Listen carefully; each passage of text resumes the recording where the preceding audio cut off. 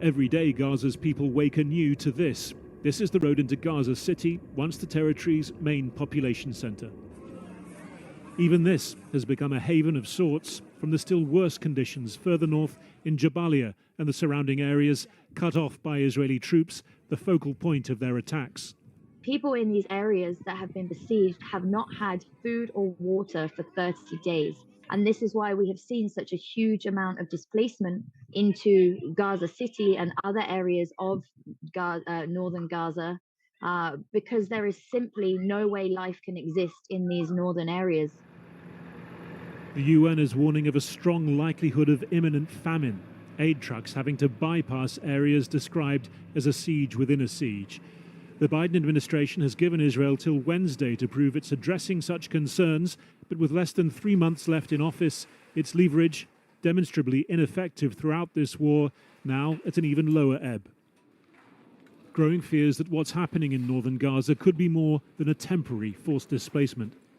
The great concern is that this is going to be a permanent situation whereby territory is being cleansed, and then Palestinians will not be allowed to return. And then you have at the same time an Israeli government that inactively, and some of the members of the government even actively supporting a new settler movement to kind of resettle parts of the Gaza Strip. If you take this all together, I think there's quite a lot of evidence for ethnic cleansing.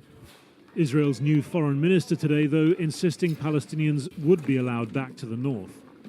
At the end of the war, they will be able to do that. And as you know, the Israeli governments negotiated on the issue of an hostages deal, agreed to allow that in that context.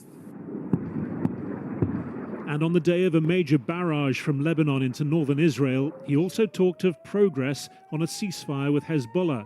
Israel reported to be involving Russia as well as the United States in such efforts. There is a great movement between Washington, Moscow, Tehran and a number of capitals. There is a lot of talk in the media, a lot of political ideas and initiatives. We hear a lot of talk, but so far, according to my information, nothing official has reached Lebanon or us.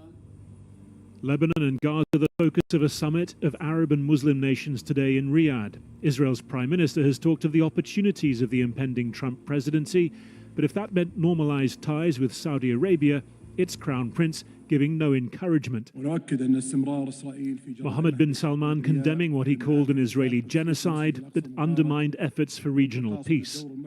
The premises on basis of which Trump wanted to build this new Middle East, these premises have all disappeared. The assumptions have disappeared. The last 13 months in Gaza and in Lebanon have shown and undermined U.S. standing and credibility, not just of the Biden administration, but the U.S.